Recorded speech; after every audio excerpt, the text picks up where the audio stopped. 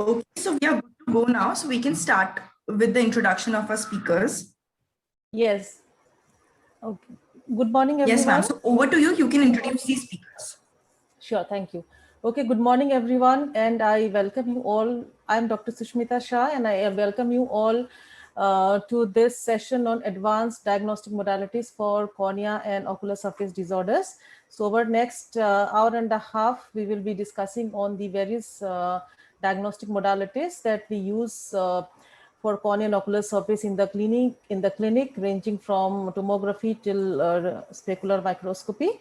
So I'd like to welcome my co-instructors here and like to introduce them. The first speaker is going to be Dr. Somshila Murthy, my teacher and a very renowned cornea cataract refractive surgeon who heads the cornea services at LV Prasad Eye Institute, Hyderabad.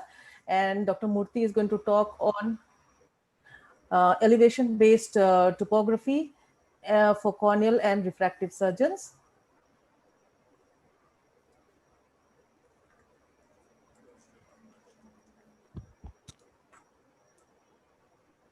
Our next speaker is going to be Dr. Rohit Shetty, Vice Chairman and experienced cornea and refractive surgeon from Narayana Nethralaya, Bangalore.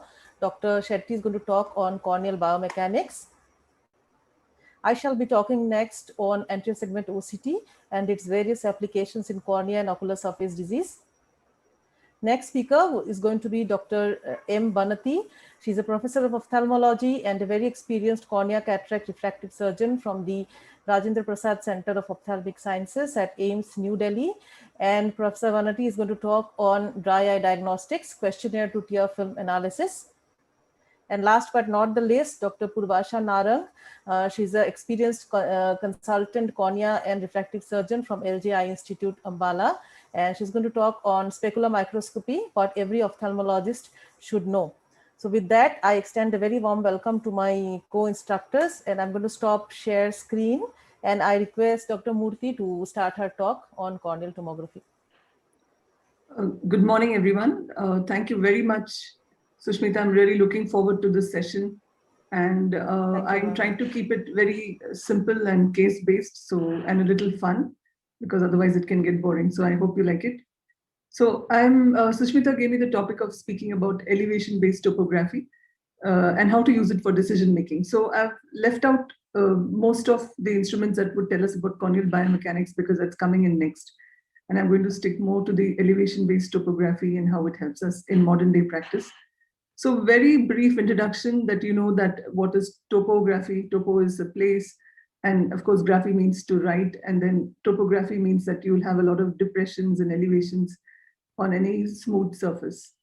Whereas tomography is actually a cut section, so it is not really looking at the elevation of the particular surface, but when you take a slice and then you see what it looks like an X-ray or a CT scan or MRI, for example. So coming back to the subject, so how do we use topography in our modern day practice? Yes, it is for pre and post-operative assessment of the refractive patient. Of course, that's probably one of the major ways in which we use it. In addition, it also helps us in pre and post-operative assessment in case of penetrating keratoplasty, maybe post-operatively, especially if you want to plan any additional surgery for them. It also helps us in detecting cases with irregular astigmatism, and in keratoconus, one of the most invaluable tools, most for the diagnosis as well as follow-up and decision-making on what to do for these patients. So in addition to that, we can also do certain other things, for example, specific things like intracorneal ring segments, the planning for these. These are the various machines, no financial interest in any of them, that are available right now, and a few more in addition to this. It's not a comprehensive list. The one that we have in clinic, and we also do have the Oculus, but I'm just going to stick to this for this presentation, is that we've used all cases where we use the allegro-topalizer. This is based on the placebo disc system. It's a very reliable tool, and just that we have to have a centered pupil, and you get highly reproducible and very accurate data. So let's start off with a very simple case, so we're not stressed out. And this is about a 28-year-old male student who came in with stable refraction for 12 years and we just wanted to get rid of glasses. So this is what the map from the oculizer will show you that it shows that the patient has very smooth keratometry. And although the pachymetry is the thinnest point is 499, but still the refractive error is 4 diopters. So we can still offer a surface ablation for this patient. Left eye maps are also equally good, and the patient underwent treatment and really did extremely well after that. So this is despite having a thin pachymetry, all other indices as we know it were normal for this patient. So now let's come to the two sisters. So the 26-year-old lady came to us. She wanted to undergo surgery for her marriage, and this was her refractive errors in both eyes. And this is what we saw for the right eye. It looked okay. There was some area of central, maybe slightly steeper points than expected. The pachymetry was also looking fairly adequate for this particular patient. So it looked okay. We were happy with this. And when we looked at the Bell-Ambrosio enhanced ectasia display, it looked good. The spatial thickness profile was good. The percentage thickness increase. Everything was really good about her maps. The left eye as well showed those central, slightly steeper points and a little difference in the elevation, but this is the anterior float, and the posterior float really looked good, as well as the pachymetry, though slightly decentered, but was looking fine. So for me, if I had seen this patient alone in clinic, it would have been absolutely fine. Her bad display again is good. So what surgery would you plan for her? So we finished the evaluation for this patient, and we decided, because she had adequate time for recovery and eventually she would go into being a computer professional. So we planned surface ablation for her, and we offered her PRK, a topo-guided treatment. And then her sister came in and said that, shall I also get a checkup done? And I was very generous. I said, okay, let's go ahead. Let's do a checkup as well.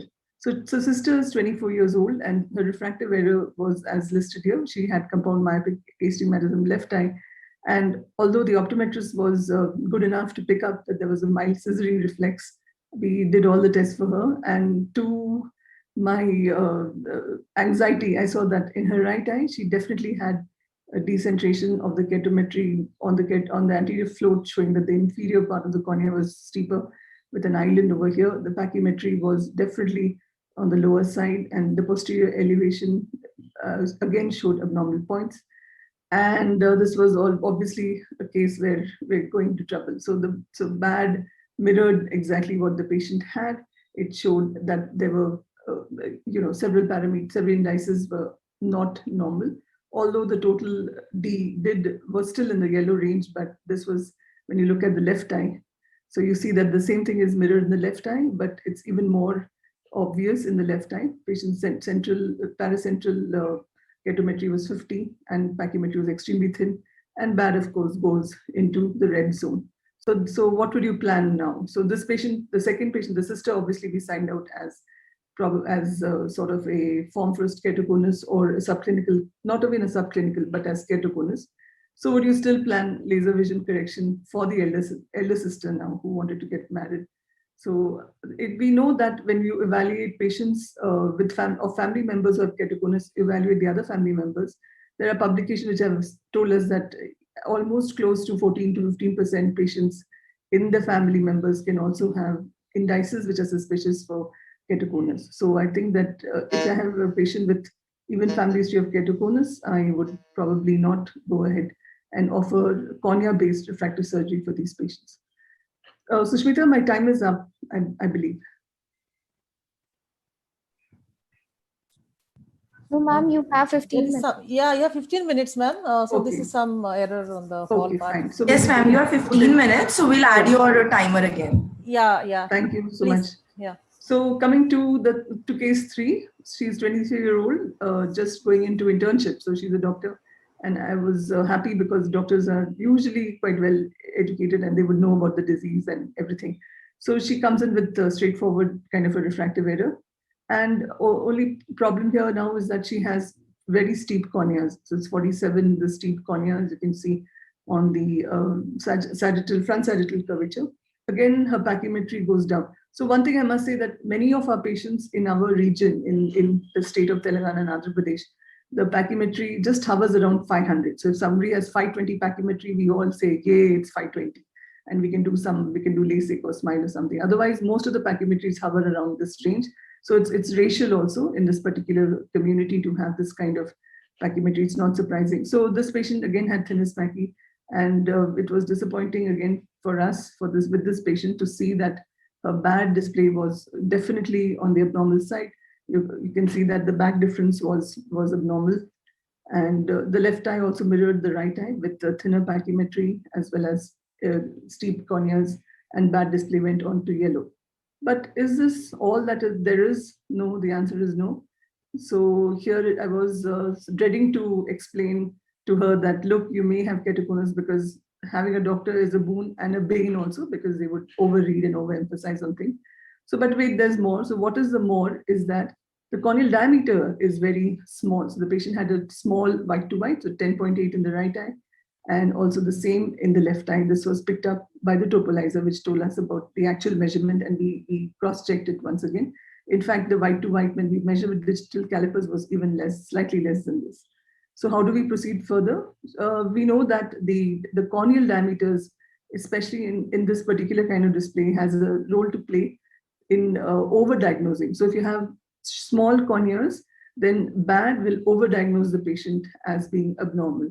So here you can go ahead and plan a procedure for this patient. Of course, here the corneal biomechanics will be very important decision making to whether you want to ultimately do it or not. So for this particular patient, we're still waiting on her. We explain everything to her, and we might take her up the next time she comes along.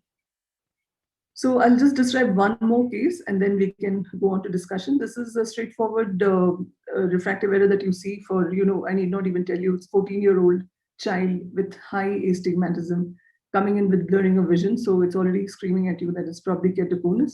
And so how do these maps help us? So we already sort of made our decision right from this step. It's only 14 years old in this particular patient, and there is significant astigmatism. So we have to cross-link in order to proceed further, whether you want to give a contact lens or what is to be done next. But of course, we have to diagnose the disease, even using topography. You cannot not do it. And this is a topography map for the patient for the right eye, which is not surprisingly showing all the indices positive for keratoconus. And this is the left eye, which is more affected, which is also reflected in the simple refraction that we had for the patient. So the patient's pachymetry is hovering towards 400 already. So the patient, for some reason, didn't want to go for it just then and decided to come back a month later. So as you know, often you know that the patient would go to a couple of other doctors and take opinion and come back. So when the patient came back a month later, the only thing different about it is, again, if you know that the refractive error keeps varying every time we test the refraction. This is 3 months later, the parents still waiting. And what we saw is that, so my fellow comes and says that this patient is actually getting better. So did we cross-link her? So the patient did not get better. There was no cross-linking done, but this is just a drift that you can have in some of these patients that we've noticed. So it shows that as of the keratometry is slightly better. So we're not yet cross-linked. And so my fellow asked, do we need to treat at all? Because it's stable, it's very stable. I said, my answer would be yes. So it's fine that so far she doesn't seem to have progress, but she probably will. And then you can't proceed to the next step anyway. Sometimes the advantage of cross-linking can also be flattening, and you can use that to your advantage. Of course, the father was not happy when we showed him the bill, but anyway, they went ahead and got cross-linked. So I did want to show you a case of post-LASIK ectasia. So you know that if a patient has undergone LASIK, the map should not look like this at all. But here's a map that almost is looking now, by now you know this is looking like keratoconus. And this kind of patient is a patient who underwent LASIK 6 years ago, also underwent cross-linking 2 years after the LASIK. And we don't have the data on the preoperative maps, but this patient is clearly maybe a missed keratoconus, or maybe corneal biomechanics was very poor for this patient, ended up with ectasia. And also the same patient had some epithelial ingrowth, which we just had to observe, it didn't progress.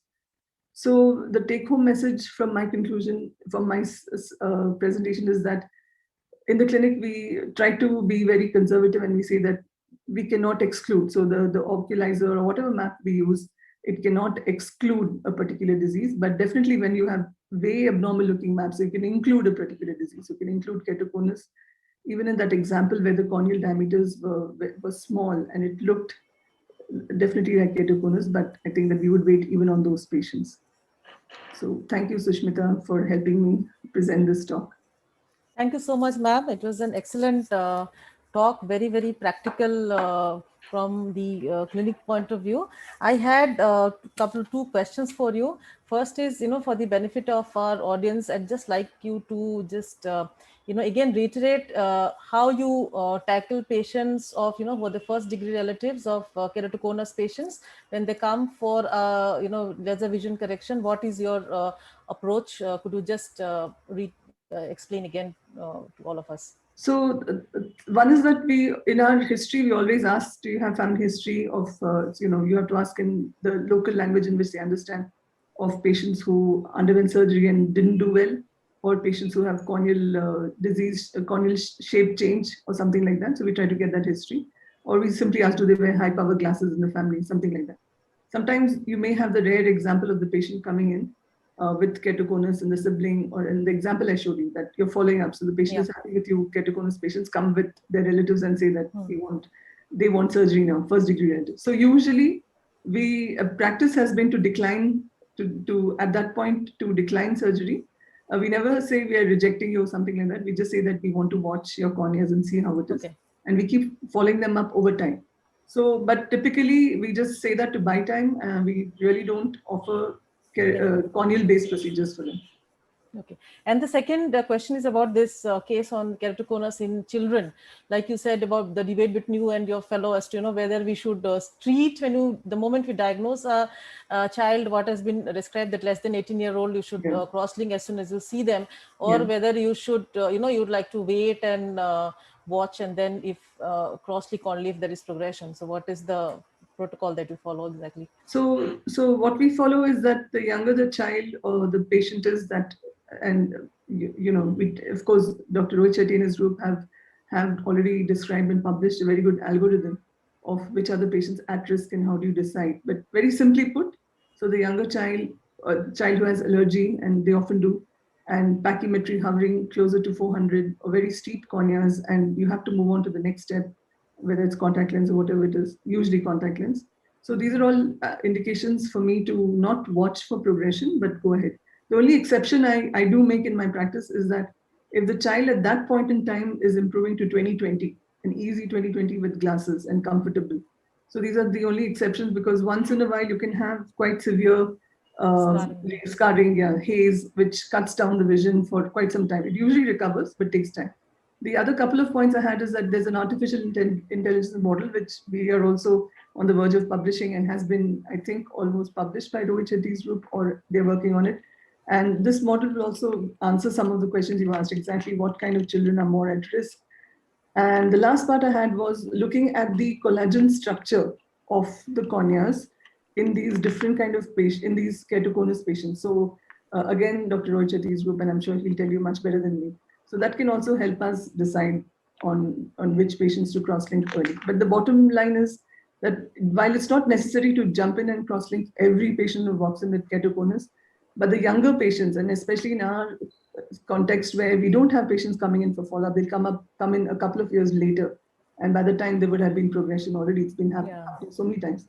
So younger patients with or without these risk factors, such a patient teenager, I would definitely cross-link. Okay, ma'am, thank you so much. And with that, we move on to our next speaker. Our next speaker is Dr. Rohit Shetty, and he's going to speak on corneal biomechanics. Welcome to the session, Dr. Shetty. Please share your screen.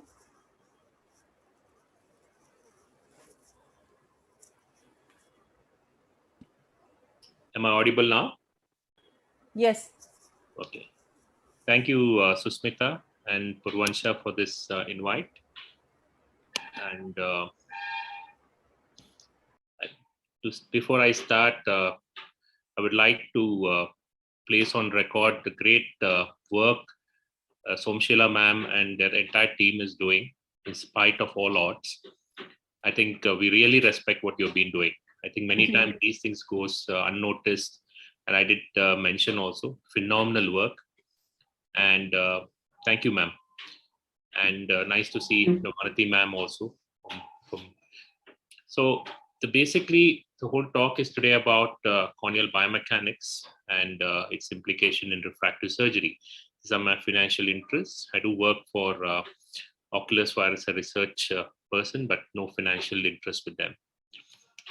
I'm going to concentrate more on one device which we all have, rather than trying to bring in concepts which is still not evolved, or something which is kind of obsolete, like an ORA at this point of time.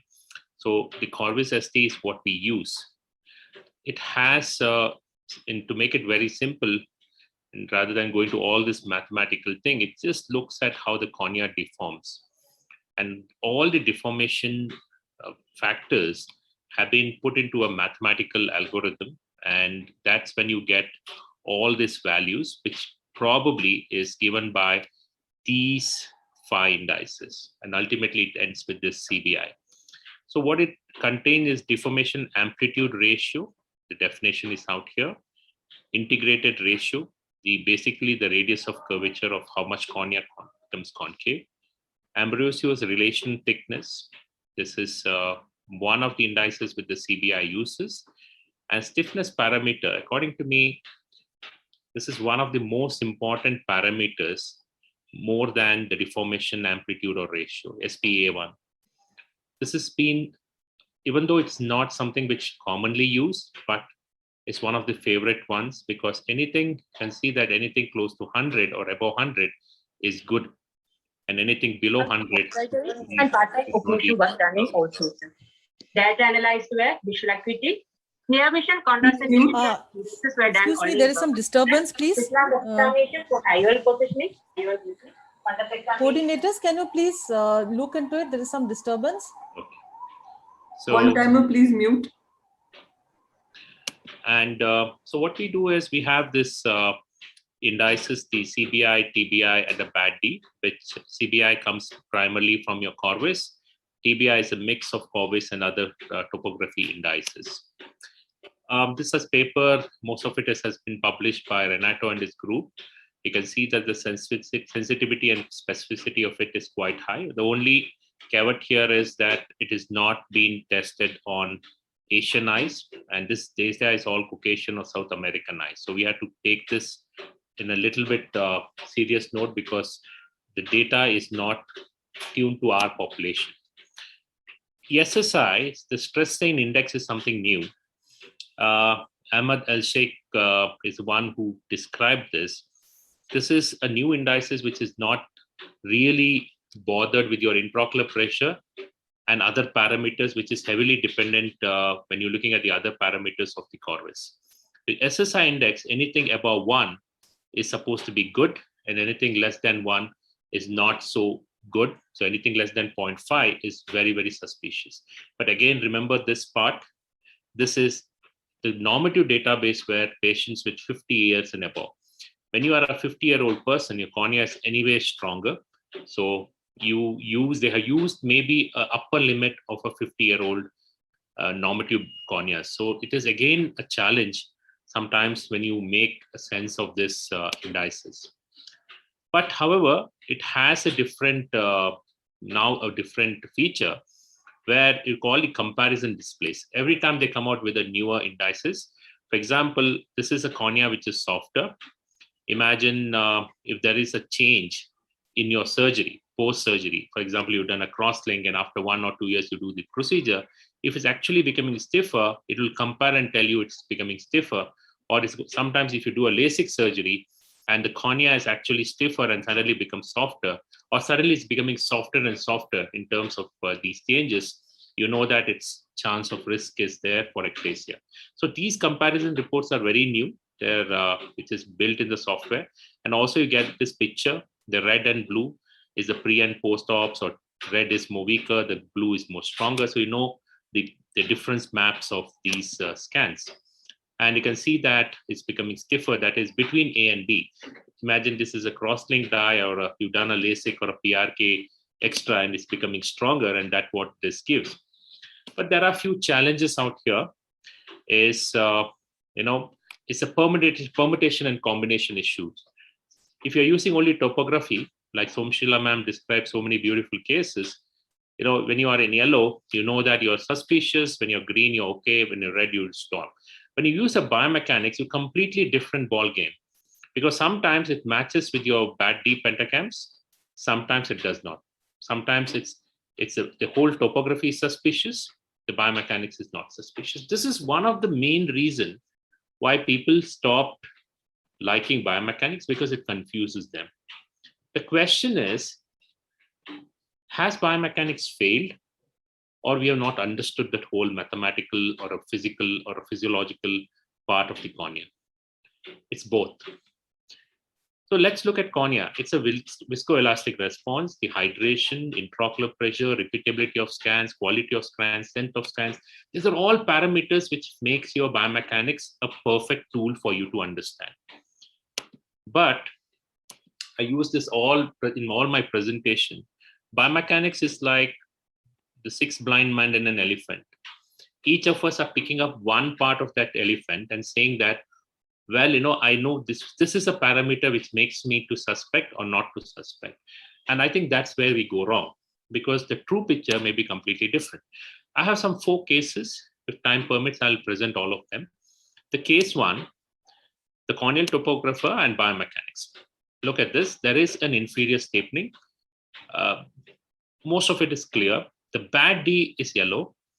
The CBI and the TBI, which is supposed to tell you if it's a suspicion, is completely normal. Now the challenge comes is, and your SSI, like I said, is closer to 1, it's decent. Now, do I need to imagine this is a 20-year-old person, minus 3 diopters? Do we need to go for it? There is a superior inferior asymmetry. On bad D is also abnormal. Now, this is where biomechanics people get confusing.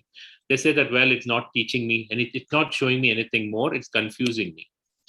But if you add, let's look at the same blind man and an elephant concept. If I had only this, I'm blind, I'm only looking at these 2 things, then I'm confused. If I add an epithelial map, you realize that there's a complete inferior hypertrophy of epithelium, which corresponds to this 60 microns and 49 microns out here. That means around 10 to 12 microns corresponds to a diopter and half. That means this patient is actually, the biomechanics is telling the truth, because it's telling you it's a completely healthy eye. Don't go by the bad D, because bad D is heavily influenced by your asymmetry, your elevations, and multiple things. We don't know, it's an AI kind of semi-AI kind of based metrics. And this is your epithelium, which is a culprit here. So you can easily go ahead and do it. But if I don't have epithelial maps, then I'll be confused. Sometimes we have to mix and match everything. The case 2 is again a confusing map, because your bad D is abnormal.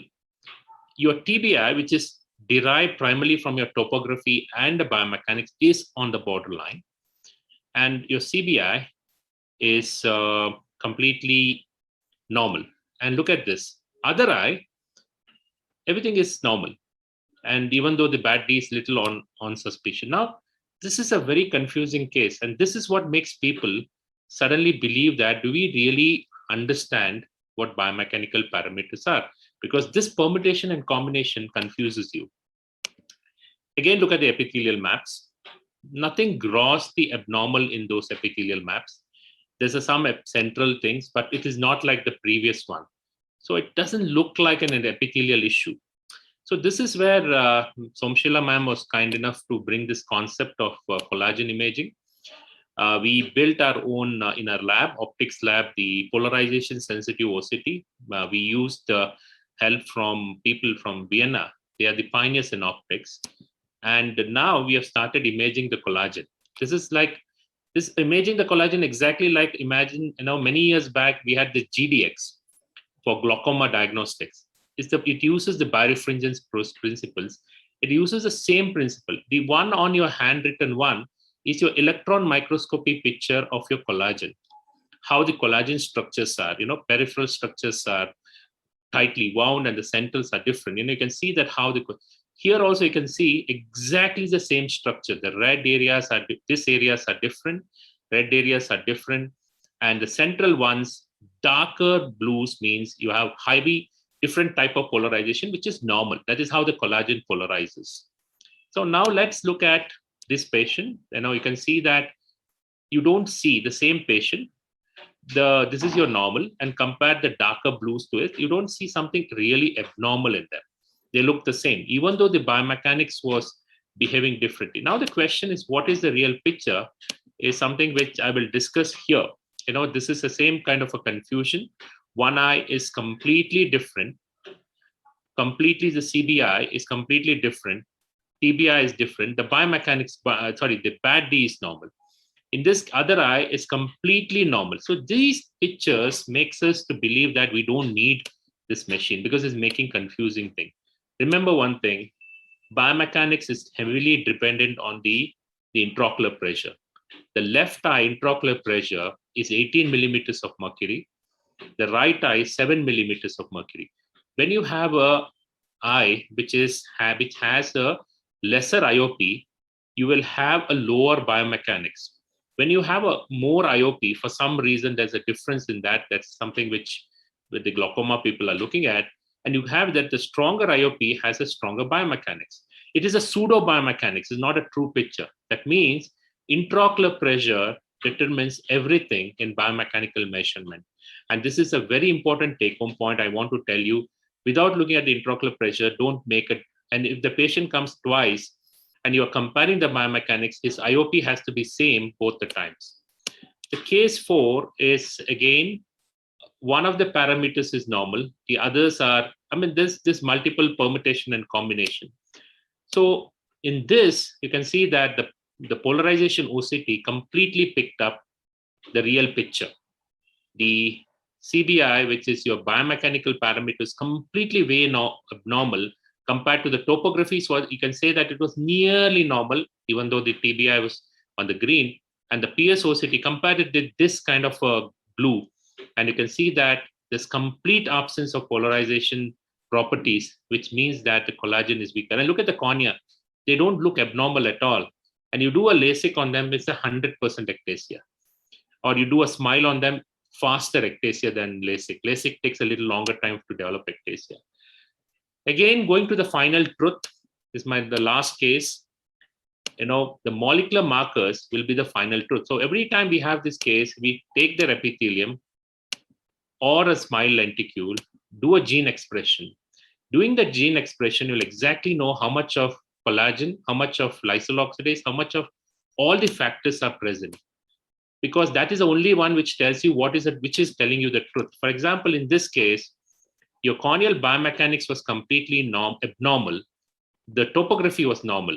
So, and you can see that the polarization was abnormal, which means that when I took the epithelium of this, I did a PRK extra. When I took the epithelium of him, you can see that this patient had a very poor collagen and a very poor locks, which means that the biomechanics was telling the truth. We got confused because the topography was telling the opposite. It's telling it's normal. And your biomechanics was telling the truth. And the other eye, this is a different patient, but everything is normal. You can see that the collagen and locks, which is on this band, is completely normal. So biomechanics, there is a lot of truth in it, but it's a little confusing. It takes time, but just don't ignore it just because you feel that it's not worth to look for. The case 5 is, I'm just going to rush through it. This is one of those cases where you'd still get these kind of cases where everything is normal, but still the collagen is lower. So that is why you need collagen imaging for the future. I'll rush to this. This is a new software we are building. This is going to be part of Oculus.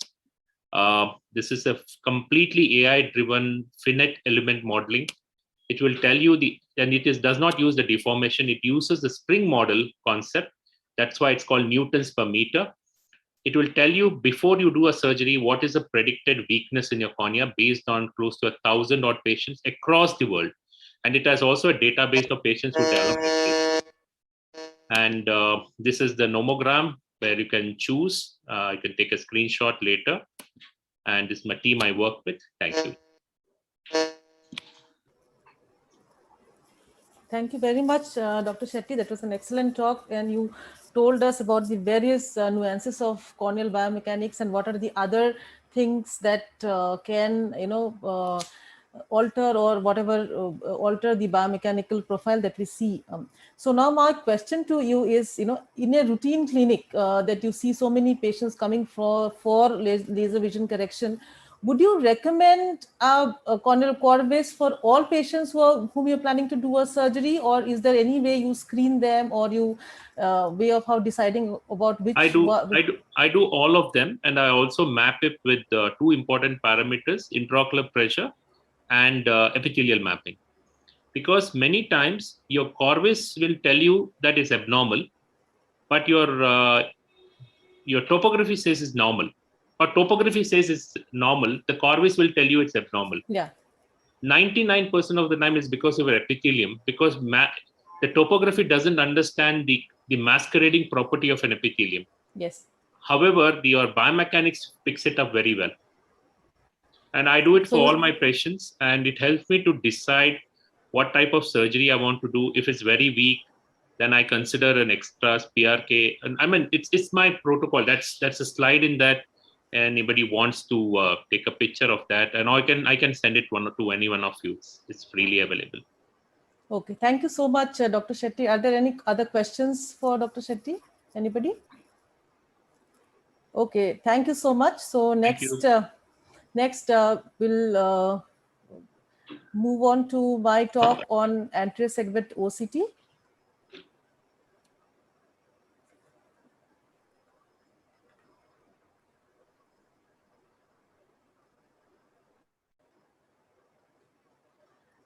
So I'm going to talk on the role of anterior segment OCT in cornea and ocular surface disease, and I thank AIOS for this opportunity. Well, the anterior segment OCT, as all of you are aware, is a very, very crucial tool in diagnosing the common corneal and ocular surface pathologies. It is also of immense importance in preoperative surgical planning as well as for postoperative follow-up. Now, this is a brief summary of all the machines that are currently available. As you know, we started off with the time domain technology. However, those had very less resolution as compared to the currently available spectral domain OCTs, which have a resolution of somewhere between 4 to 6 microns and have majorly replaced the time domain devices. This is the picture of a normal cornea on the OCT. You can see a hyperreflective tear film followed by an epithelium, then the Bowman's layer stromal junction, the stromal layer, and the Descemet endothelium complex. Now, coming to how the OCT aids us in diagnosing the common corneal and ocular surface pathologies. This was a lady who presented with complaints of irritation and a white spot on the eye. The clinical diagnosis is definitely a corneal intraepithelial neoplasia, this whitish lesion with a stuck-on appearance. And the anterior segment OCT was also very classic, describing as a thickened hyperreflective epithelium with abrupt transition from the normal to the abnormal epithelium. And you can also see a distinct plane between the lesion and the underlying tissue. Any disruption in this plane indicates that this is no longer a carcinoma in situ and it has involved the underlying structure, and you need to change your management plan. The next, sometimes these lesions can have abnormal keratin deposition or pigment deposition in the form of melanin, in which case you get a lot of shadowing of the underlying structures and you may not be able to see what lies underneath. The OCT also helps in screening of other surface lesions like melanomas and lymphomas. We need to remember that these are all subepithelial lesions and very different from an OSSN. Sometimes when we get patients referred to us with such like this lady with this white patch on the cornea, and it was referred to us whether it is a corneal OSSN. We did an OCT and found hyperreflective thickened epithelium, but the lesion was very poorly demarcated from the surrounding epithelium. So this, and with a lot of stromal scarring, so this definitely was not an OSSN. This was another lady who had a corneal OSSN, and we treated her with topical interferon alpha 2B. But she presented with this whitish patch on the cornea, elevated whitish lesion following discontinuation of interferon. And we were not sure what this was. So we did an OCT and found an elevated, well-demarcated lesion involving the cornea. So we were thinking possibly this could be a recurrence, but we did a biopsy and it turned out to be simple inflammation. Hence, the reason for showing this case is that ASOCT, though very important in diagnosis, may not always be conclusive, and you may need to do a biopsy. It still remains the gold standard.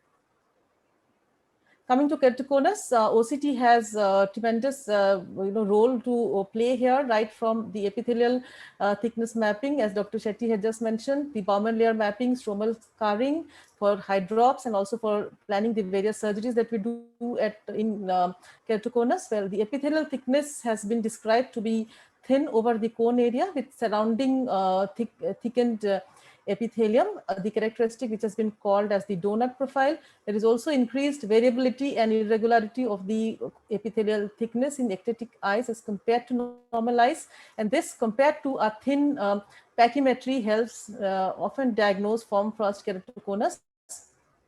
So the top images, on 4 images on the top, are from eyes with keratoconus, and you see thinning of the epithelium over the cone area, which is marked by the blue, surrounded by the hot colors, which is thickening of the epithelium all around the apex. And the lower pictures are from normal eyes, where you can see a very uniform epithelial thickness map.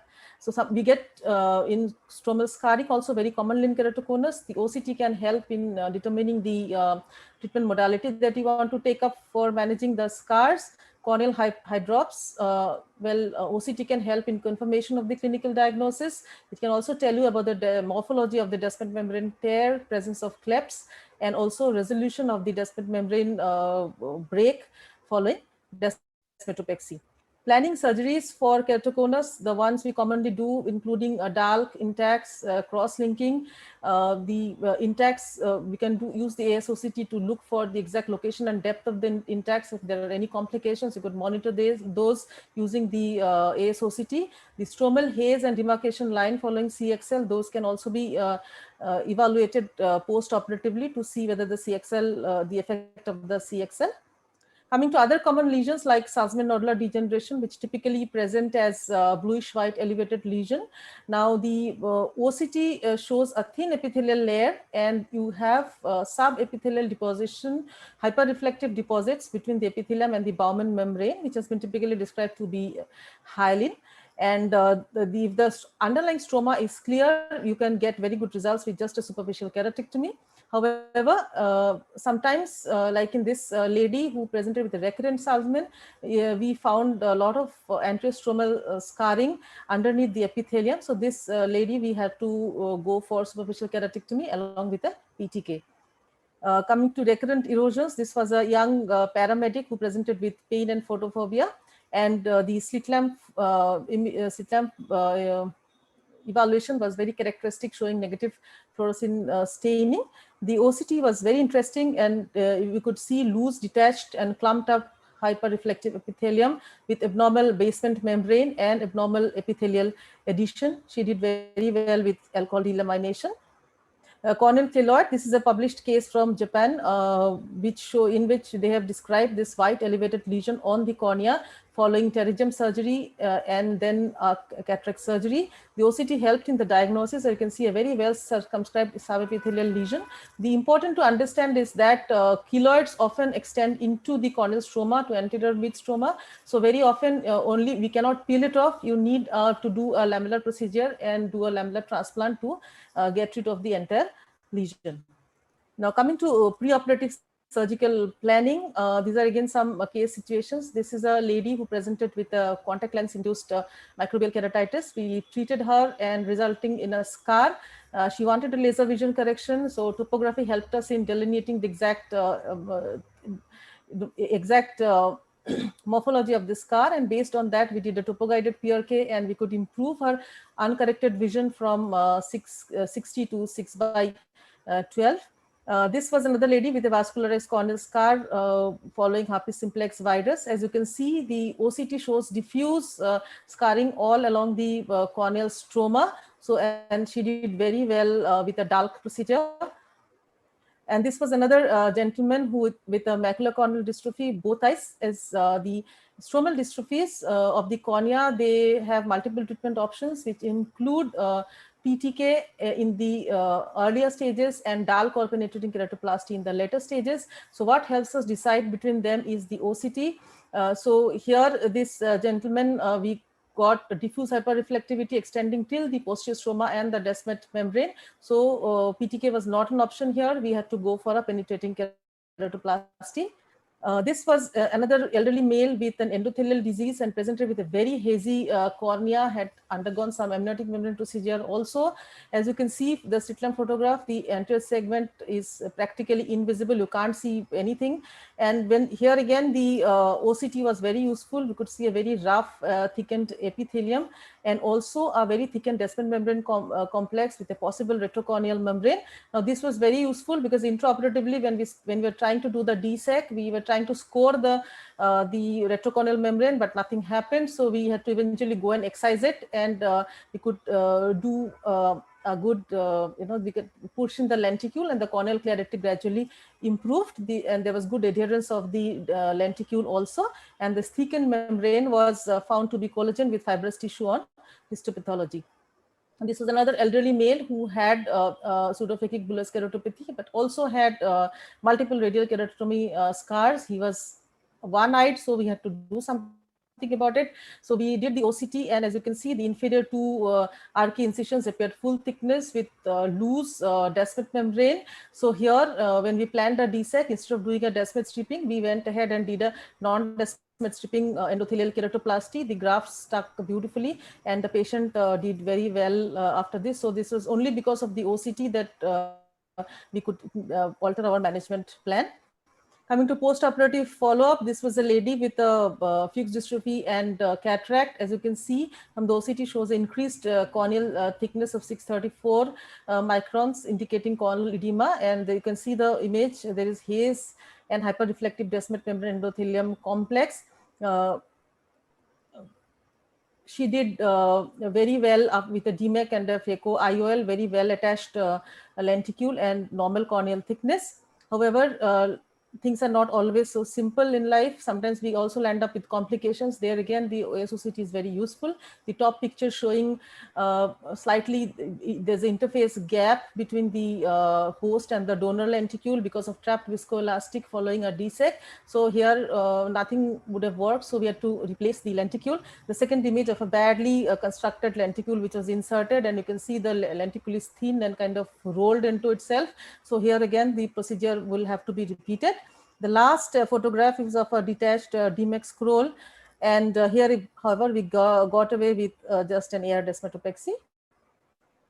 Now, this is a patient of limbal stem cell deficiency, chemical injury many years back. We did a SLET, we got a fairly good outcome, but as you can see, there's still a lot of haze. So we have to understand what is exactly going on. We did the OCT. As you can see, the top picture of the OCT, we can see a beautiful healthy epithelium, which has been restored thanks to the SLET, but the haze was all in the stroma, and this patient definitely needs a DALK procedure.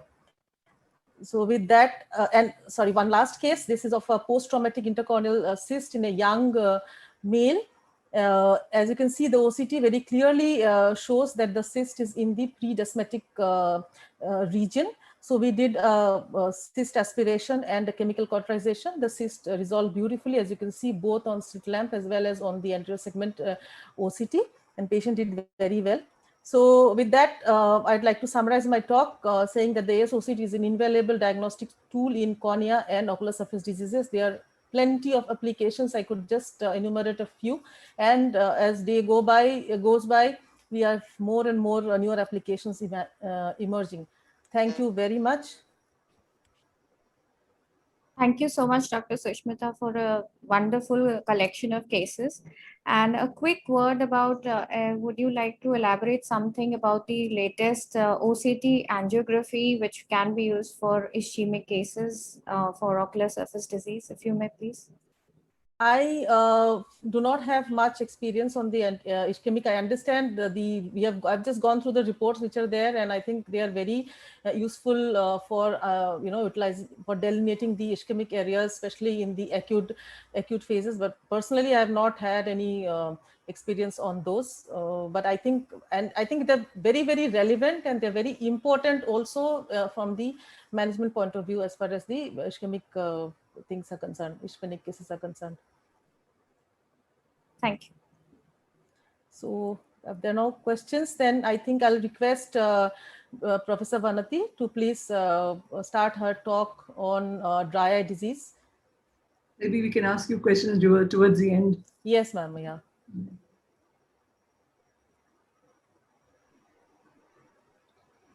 Thank you, Dr. Shush. Been a wonderful session so far. I hope you could see my slides and I am audible as well. Yes, Yes, yes, Doctor. Yes, Dr. Vanati. Thank you. So, as we all know, dry eye diagnostics is a real vast topic to speak upon. I would just speak on what's perhaps relevant and will be applicable to clinical practice or in a day-to-day adoption while you're in your clinic. Have no financial interest in the mention of any of the devices during the course of this talk. We have now understood that the tear film model has evolved from what we traditionally knew as a lipid, aqueous, and mucin layer to a superficial lipid layer, which contains both polar and non-polar lipids, and a mucin aqueous combination, which is a layer of aqueous containing soluble mucins and proteins along with water and ions, and a glycocalyx layer which is closely incorporated or integrated with the microvilli of the epithelial cells in the mucin region.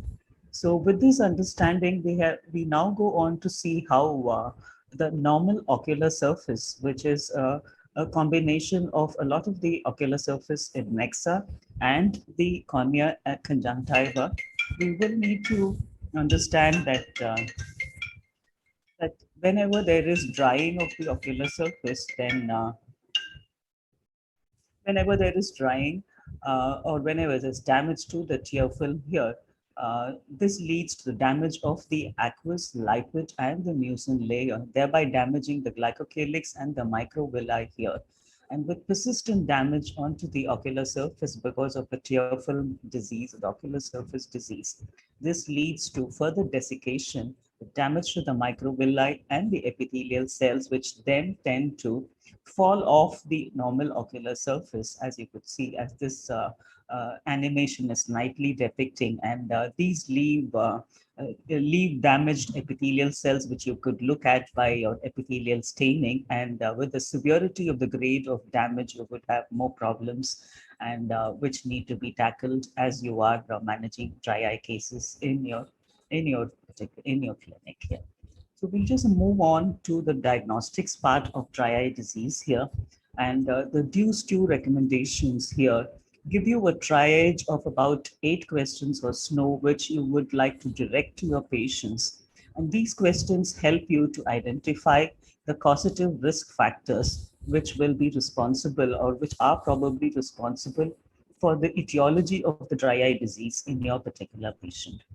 There are a whole lot of questionnaires which can be adopted for dry eye disease, for contact lens wearing or induced dry eye disorders and other disorders, but something which is more important or which is more relevant or recommended by the DEWS-II is the Ocular Surface Disease Index questionnaire and the dry eye questionnaire, the DUQ5. There are plenty others, and you could always go and look up these, but according to this DEWS-II recommendation on the diagnostics methodology, following the application of a triaging questions to a particular patient, which helps to identify the risk factors which are positive or the etiology which are responsible for the dry eye disease, which also give you pointers to the type of dry eye disease your patient has. You then would move on to adopting the diagnostic tests, which can per se be screening tests or which look at the homeostasis, the tear homeostasis here.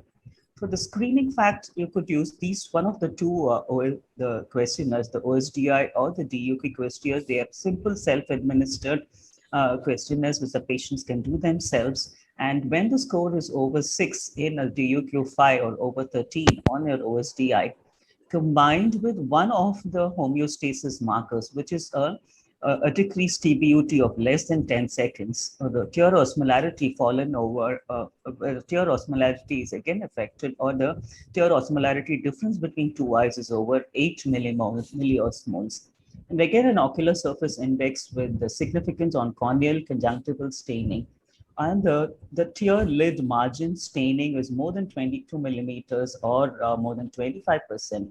These will be definite diagnostics to categorize your patient as a dry eye disease patient, the severity of which can be graded into mild, moderate, and severe, depending upon on further elaboration into identification of whether it's an evaporative, aqueous dry eye disease we're dealing, or a combination of both.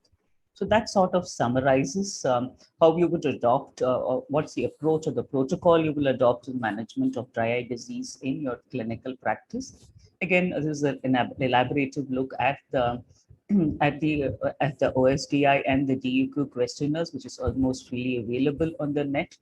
A simple diagnostic test is looking at the tear film stability is your TBUT, which you could just do. It's an invasive, you can stain it with fluorescein and look at, you will find dark spots on the tear film surface here. What we now have is advanced diagnostics in a dry eye suite in your clinics is the luxury of using an ocular surface analyzer, which can sort of quantify all these multiple ocular surface evaluations within a short period of time. It can give you a look at the meibomian gland morphology. It can give you a tear meniscus height, the non-invasive TBUT, and also quantify the lipid component of the tear film, and gives you as a diagrammatic representation along with the values. The diagram is a quadrant of the clock dial image, which points to the safe area, suspicious area, or the severe area which the patient falls into here. So we'll quickly run through a few of these examples, or how this really helps us in our practice. That is the placido disc reflection image from the ocular surface.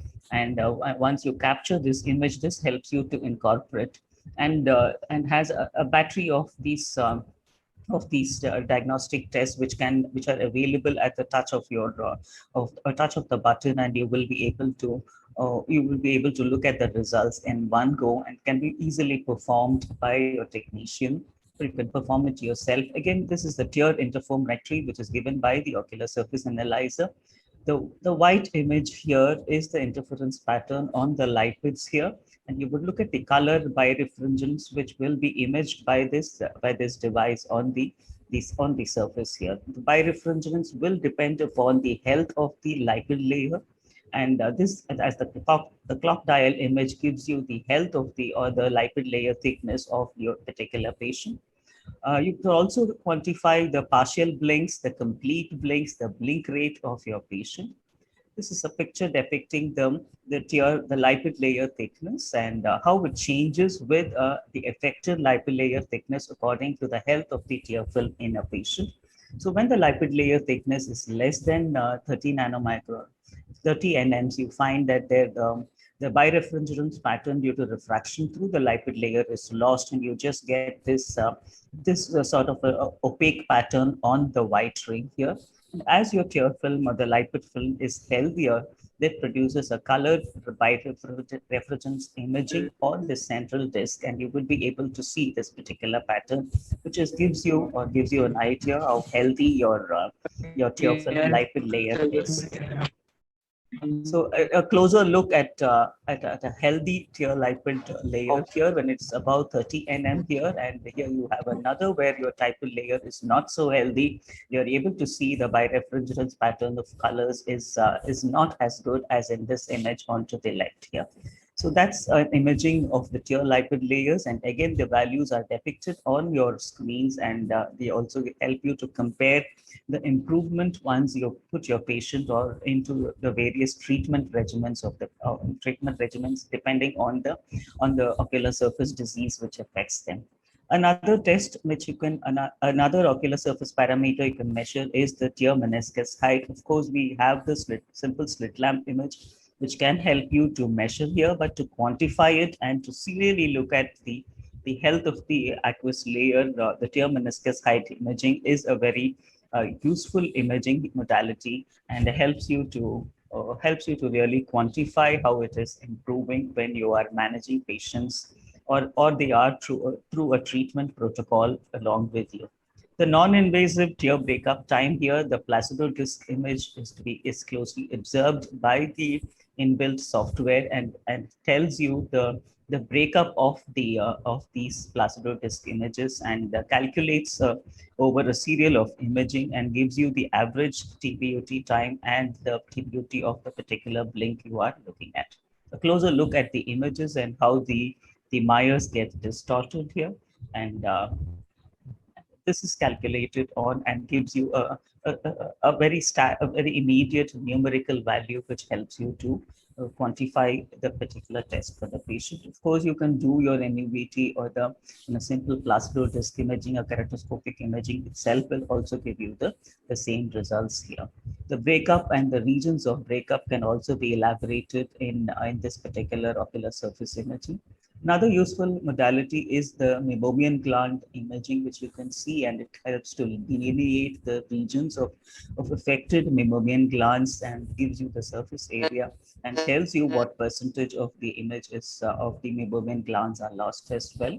The blink quality, as I already told you, it can tell you what the number of complete blinks, the partial blinks, and this helps you to analyze how a complete blink is absent in a particular patient. As we know, a complete blink is really essential for the equivalent spreading of the tears, and the negative suction pressure helps the expression of lipase from the meibomian glands for the good health of the ocular surface. So that's in a nutshell what you could all look at in ocular surface analyzer. The LipiView is also yet another device which can help you to look at the lipid layer thickness, the blink dynamics, the meibomian gland structure, give you a qualitative assessment here.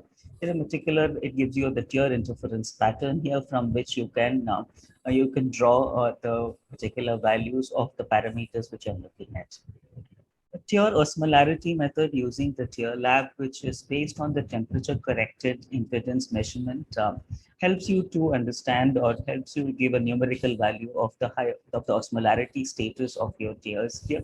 A little expensive test, but and again, the value of using osmolarity in your dry eye practice is still not recommended, except for a particular group of patients where you would probably want to apply them.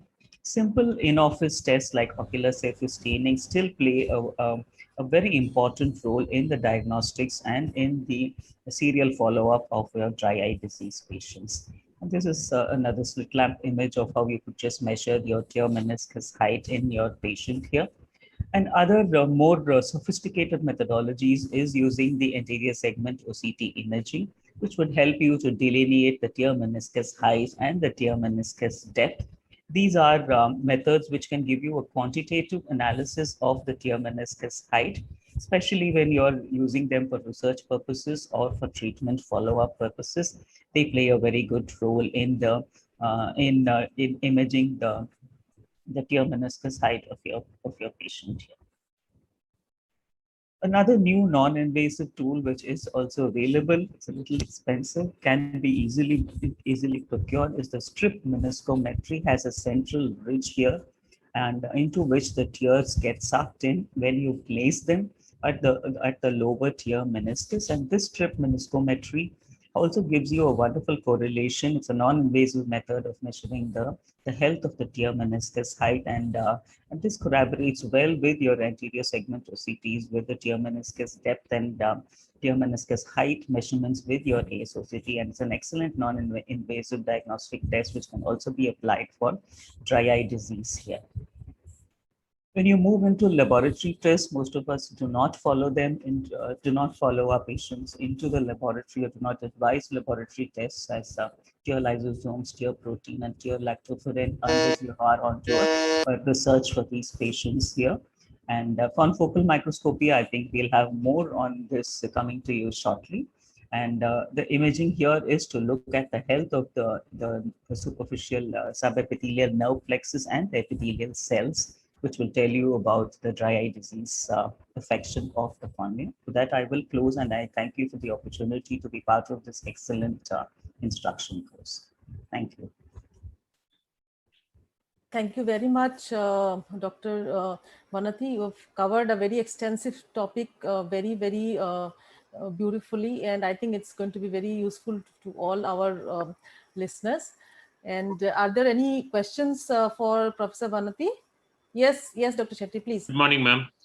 Hi, Dr. Ma'am, what's your favorite score? I mean, among the OSDI, what is the one which is your favorite scoring, the dry eye scoring? If you look at the questionnaires, I still use the OSDI, and I still rely on the clinical examination which I perform on the ocular surface. I look at the TBUT and the ocular surface staining index, which still score a lot of importance when I look at my patients, and the amount of conjunctival hyperemia, along with a personal interaction with them, because I think you will all agree the same medication works differently in different types of dry eye. The key perhaps lies in trying to understand what is the nature of the dry eye disease. Is it an evaporative dry eye disease? Is it an aqueous deficiency dry eye disease? And I think you will all agree we are seeing more and more of an increased combination of both these in our patients in current scenarios. So I personally do not use much of these advanced diagnostics, but of course it's something nice to have in your sophisticated setup. It is a sophisticated setup, and there are patients to whom probably you could show this and say how their parameters are changing. So that's an aspect when you are looking at adopting the dry eye suite in your clinical practice. But I am a person who strongly relies on my clinical examination. Okay, thank you, Dr. Vanati. I think that your point is very well made, that there is no replacement for a good clinical examination. As you very rightly pointed, all these tests, but then these tests, they do help us explain to the patients, when you explain the report to them, and then the counseling becomes much easier, compliance to therapy becomes much easier, because often these are chronic diseases. So good amount of counseling is also very important. So with that, I move on to the last talk, which is on specular microscopy, and Dr. Pubasha is going to speak on it. This is not just important for cornea specialists, but also very important for every cataract surgeon. So over to you, Dr. Pubasha. Thank you so much, Dr. Sushmita, for giving me this opportunity to be a part of this excellently planned instruction course. And thank you for the rest of the faculty for their brilliant presentations. So just to highlight the utility of this investigation, let me take you through a case first, and let's see. So this was a case of a 60-year-old male who presented to us after cataract surgery with IOL implantation, and was very unhappy with his vision post-operatively, and was almost blaming his primary operating surgeon. And he wanted to know if his IOL was in place, if everything had gone wrong, and was just looking for reasons to blame the primary surgeon. So basically, after looking at the entire examination of his eye and ascertaining that the IOL was in place, and when we looked at the other eye of the patient and saw kind of a beaten metal appearance in the endothelium, we performed a specular microscopy of his endothelium of the other eye and found these. So this is very typical of Fuchs endothelial dystrophy, which is a bilateral hereditary condition. And so we conveyed this to him, and regarding the inherent weakness of his both corneas, and then he underwent an endothelial keratoplasty, and is now more accepting of the fact that his eyes were weak, and that it was not the surgeon's weakness or something that he could blame anybody else for. So this is basically why it is important to understand what investigations are to be done when. So basically, specular microscopy is a non-invasive kind of an investigation for studying your hexagonal energy efficient monolayer, which is on the endothelium. And this basically is, it does not show regeneration, and it is, as we know, it is arrested in the G1 phase of the cell cycle. And we know that at birth, we are mostly approximately born with around 5 lakh cells in each eye. And as we age, there is a certain amount of attrition. 100 to 500 cells per year are lost, and which is this is seen at the rate of 0.6 cells per percent cells every year. So it's not just the number of cells which is important; it is also the size and shape of the cells which is important. So if we look at something like here, when each of the cell dies off or attritions, so the cells alongside it, or the peripheral cells, glide over and take over the area which is uncovered, and that leads to a change in their sizes. So that is basically the change in size, which is normal or physiological and could be termed as polymegathism. Coming over to the change in shape, because of some physiological stresses or with aging, there is also a change in shape, which is usually a hexagonal shape, which is the best energy efficient shape for the hexagonal monolayer. So this also leads to certain things, could also be possible in contact lens wearers, and this is basically known as pleomorphism. So we could even have cases with a normal endothelial cell density being shown, but there might be polymegathism and pleomorphism. So it's important to study all the indices properly. So these are a few examples of all the commercially available specular microscopes. This is a typical printout which is received by each one of us. It has a zone which gives the demographic profile and the eye which is being measured. It gives a grayscale picture of the eye. It also shows the area from which the picture has been taken. And then it shows the qualitative analysis here, in which the picture of the actual endothelium is seen. You can actually measure the cell boundaries, or the cell. You can look at the quality of the cells. You can look at the conformation of cells and their boundaries. And depending upon whether the image quality is good or not, we can go ahead and further analyze this. So this then brings us to the quantitative analysis, wherein the first thing is the number of cells which have been counted, the N. Here it is basically for analysis, we need a good representation sample, and so this should be at least more than 50, and this will give us the further analysis. Then comes the cell density, or the endothelial cell density, which we are interested in cells per millimeter square. And this basically degenerates with age, as we know. And then there is a critical minimum density of 300 to 500, which is needed for the normal functioning of the endothelium. And when in preoperative states, if this is less than 1000 cells per millimeter square, there is a risk of bullous keratopathy. This brings us to the average cell size, which increases with age and can be a marker of polymegathism. Then comes the standard deviation of the mean cell area, which is again measured in micron square. Then there is the coefficient of variation of the cell's size, and that is the index again of polymegathism. In usual individuals, it's somewhere between 0.22 to 0.31. If it's more than that, it shows endothelial stress. Then there is the minimum and maximum sizes of the cells that have been counted. Next comes the measure of the central corneal thickness, which is actually a kind of a rough estimate, and it is lesser than the ultrasound pachymetry, but it is more repeatable than it. Then these are the graphical representations of the areas of the cells, which give a type of idea of the polymegathism, and then the hexagonality of the cells, which is measured and gives us the idea of pleomorphism. Usually more than 60% of the cells, 50 to 60% of the cells are hexagonal, and something lesser than that will be basically because of some stress. Also, the inter-eye difference is important. So if we have images of both the eyes, some endothelial cell count difference of more than 280 cells is considered significant. So where all can we use the specular microscopy? Basically, it is used for identifying corneal endothelial changes prior to surgeries, for example, in cataract surgery or others.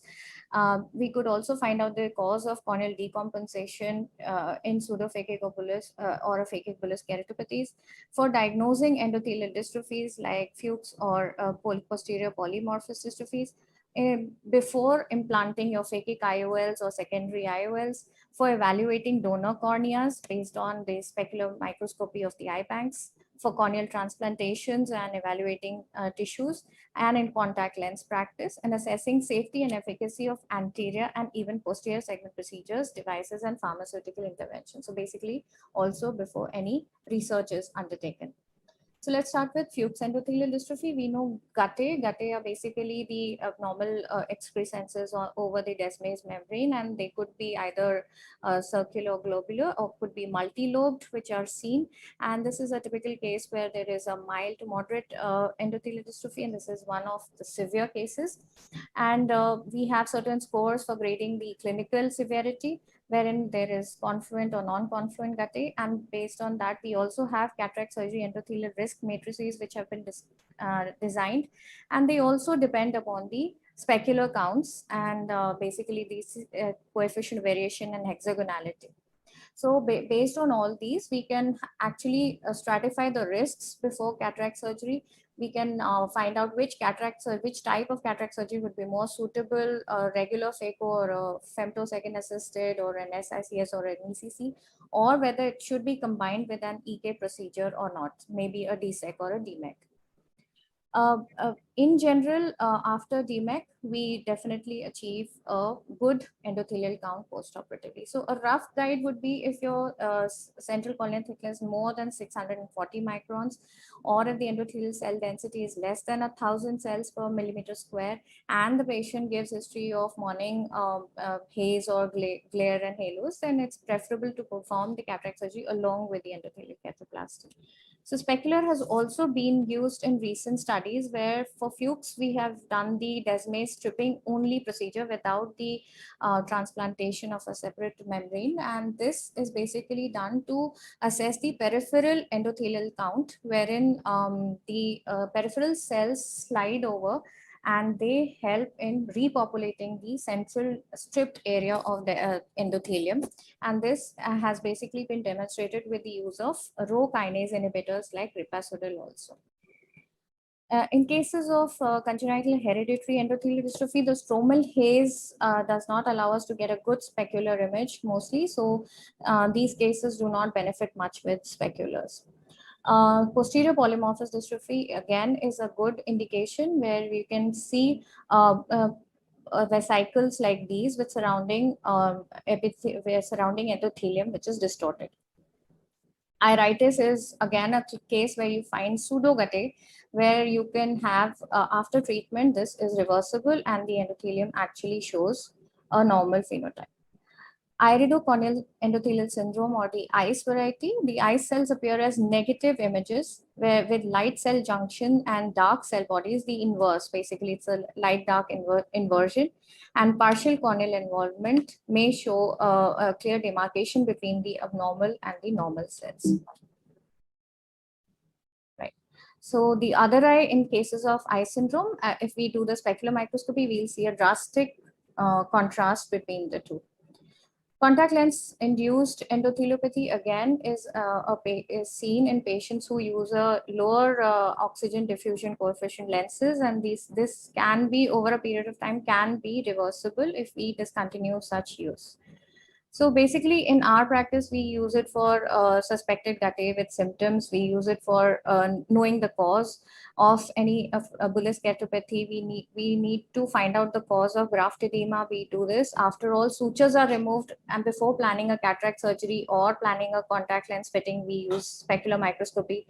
For following up cases of DSEC or DMEC to know the endothelial health, and the rate of attrition of the endothelial cells, we find the specular very helpful. And for monitoring cases of corneal collagen cross-linking in thin corneas also. and in unexplained corneal edemas. This is basically how it helps. So just an example of a post-PK case where the bi-exponential loss is seen, and this is beautifully demonstrated in specular. The other use is for donor tissue specular microscopy. These are the commercially available eye-bank specular microscopes. These are vertical ones, and they the entire evaluation depends upon a good image quality, which is achieved. And a rough guide would be a minimum donor endothelial cell count established for most eye banks, which is 2000 cells per millimeter square. And for endothelial keratoplasty, this is a little higher, up to 2200 to 2500 cells for a better outcome. So again, to grade the tissue for different kinds of keratoplasties, we use the specular microscope, and the worst ones are then taken up for a DALK or a therapeutic or a keratoprosthesis use.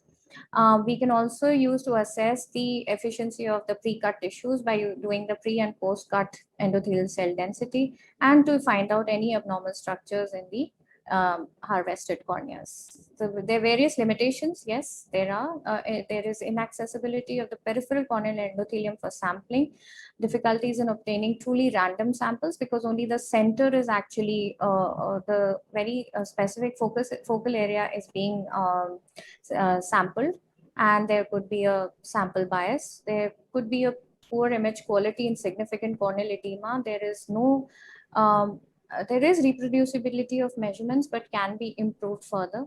The relationship between endothelial function and maintaining corneal clarity and cell density and shape is yet to be established. It cannot be used for screening in the community for large-scale purposes, and pediatric eyes examined under anesthesia and supine position. So basically, we would like to have any specular microscope which would help us with that. Future prospects, there are smartphone-based endothelial imaging devices which are being now developed, and in vivo imaging from different areas is being tried, especially for kids in supine position under GA. So basically, it is a useful preoperative tool before planning intraocular surgeries. It is helpful to assess the size, shape, and population of the endothelial cells for both eyes. And these are the parameters which can help us. And it's always better to check the donor tissue and match the specular details just before you plan your keratoplasties. Thank you so much.